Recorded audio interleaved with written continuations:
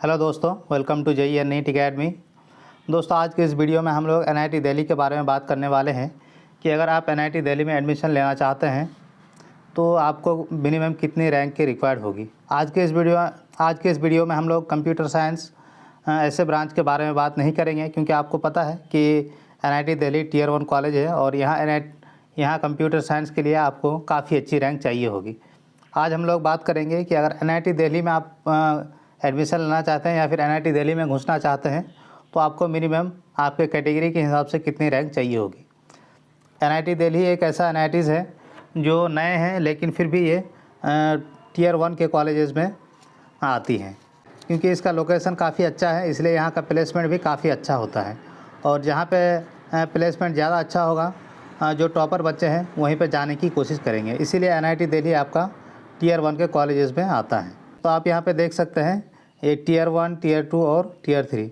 तो एनआईटी दिल्ली आपके यहाँ पे है और एनआईटी दिल्ली आपका टियर 1 के कॉलेजेस में आता है। टियर 1, टियर 2 और टियर 3 कॉलेजेस क्या होते हैं? तो टियर 1 कॉलेजेस ऐसे कॉलेजेस होते हैं जहाँ पे प्लेसमेंट काफ़ी अच्छी होती है और यहाँ का लोकेशन भी काफ़ी अच्छा होता है। एनआईटी दिल्ली में कितने रैंक पे एडमिशन हो जाती है उसको देखने से पहले हम लोग यहाँ एनआईटी के रिजर्वेशन पॉलिसी को समझ लेते हैं, क्योंकि आपको रैंक में काफ़ी वेरिएशन देखने को मिलेगा होम स्टेट और अदर स्टेट कैंडिडेट के लिए। जो कि एनआईटी में रिजर्वेशन पॉलिसी होता है कि आपको होम स्टेट और अदर स्टेट का कोटा लगता है, यानी कि होम स्टेट के बच्चों को 50% सीट रिजर्व रहता है और अदर स्टेट के स्टूडेंट को 50% सीट रिजर्व रहता है। यानी कि जो भी बच्चे दिल्ली के रहने वाले हैं उनको 50% सीट दिल्ली के बच्चों के लिए एनआईटी दिल्ली में रिजर्व होगा।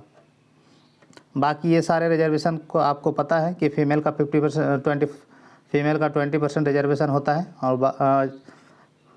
और उसके बाद आपका ईडब्ल्यूएस, एनसीएल, एससी, एसटी, ये जो रिजर्वेशन सिस्टम है ये आपको पता ही होगा। तो अगर हम लोग बात करें कि एनआईटी दिल्ली में अगर आप एडमिशन लेना चाहते हैं तो आपको आपके कैटेगरी के हिसाब से कितनी रैंक चाहिए होगी। तो अगर हम लोग एनआईटी दिल्ली में एडमिशन की बात करें तो अगर आप होम स्टेट के जनरल कैटेगरी है तो 25,660 रैंक पे आपका होम स्टेट के जनरल कैटेगरी का जो एडमिशन है वो क्लोज़ हो जाता है। अगर आप अदर स्टेट के जनरल कैटेगरी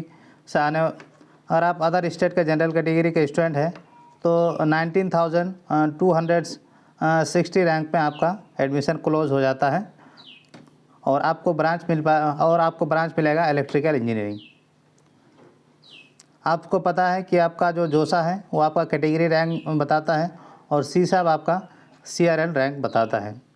तो अगर हम लोग ऑल इंडिया रैंक की बात करें तो होम स्टेट के जनरल के लिए 37,000 रैंक तक आपको एडमिशन मिल जाता है एनआईटी दिल्ली में, और अदर स्टेट के जो जनरल कैंडिडेट है उनको 22,118 रैंक तक आपको एडमिशन क्लोज हो जाता है अदर स्टेट के जनरल कैटेगरी के स्टूडेंट के लिए। अगर ईडब्ल्यूएस कैटेगरी की बात करें तो होम स्टेट के ईडब्ल्यूएस कैटेगरी के बच्चों के लिए उसका कैटेगरी रैंक 7,000 रैंक तक उनका एडमिशन क्लोज हो जाता है और अदर स्टेट के ईडब्ल्यूएस के कैंडिडेट के लिए 3,000 रैंक तक एडमिशन क्लोज हो जाता है एनआईटी दिल्ली में। अगर ऑल इंडिया रैंक की बात करें तो होम स्टेट के ईडब्ल्यूएस के लिए 1,34,000 तक जाती है और अदर स्टेट के ईडब्ल्यूएस के लिए 25,000 तक आपकी जाती है रैंक। तो अगर ओबीसी की बात करें तो होम स्टेट के ओबीसी के लिए 14,100 रैंक पे एडमिशन क्लोज हो जाता है और अदर स्टेट के ओबीसी का 7,000 रैंक पे एडमिशन क्लोज हो जाता है और ब्रांच उसको इलेक्ट्रिकल इंजीनियरिंग मिलता है। अगर ऑल इंडिया रैंक की बात करें तो होम स्टेट के ओबीसी के लिए 80,500 में एडमिशन क्लोज हो जाता है और अदर स्टेट के ओबीसी का 26,832 रैंक में एडमिशन क्लोज हो जाता है। अगर एससी की बात करें तो एससी के लिए उसका कैटेगरी रैंक 6,420 रैंक में एडमिशन क्लोज हो जाता है होम स्टेट के एससी के लिए, और अदर स्टेट के एससी के लिए 4,120 रैंक तक एडमिशन क्लोज हो जाता है। अगर ऑल इंडिया रैंक की बात करें तो होम स्टेट के एससी के लिए 1,44,000 में एडमिशन क्लोज हो जाता है और अदर स्टेट के एससी के लिए 80,000 में आपका एडमिशन क्लोज हो जाता है। अगर एसटी की बात करें तो 6823 रैंक में आपका एडमिशन क्लोज हो जाता है होम स्टेट के एसटी के लिए। और अदर स्टेट के एसटी के लिए 1200 रैंक में क्लोज हो जाती है। अगर ऑल इंडिया रैंक की बात करें तो होम स्टेट के एसटी के लिए 3,75,000 रैंक में एडमिशन क्लोज हो जाती है। और अदर स्टेट के एसटी के लिए 1,07,600 रैंक में आपका एडमिशन क्लोज हो जाते हैं। तो आई होप कि आप लोगों को समझ में आ गया होगा कि अगर आप NIT दिल्ली में एडमिशन लेना चाहते हैं तो आपके अपने कैटेगरी के हिसाब से आपको कितनी रैंक की रिक्वायर्ड होगी NIT दिल्ली में एडमिशन के लिए। तो आई होप कि आप लोगों को ये वीडियो इन्फॉर्मेटिव लगा है। अगर वीडियो इन्फॉर्मेटिव लगा है तो वीडियो को लाइक और चैनल को सब्सक्राइब जरूर से करें ताकि इस तरह की इंपॉर्टेंट इन्फॉर्मेशन आपको मिलती रहे।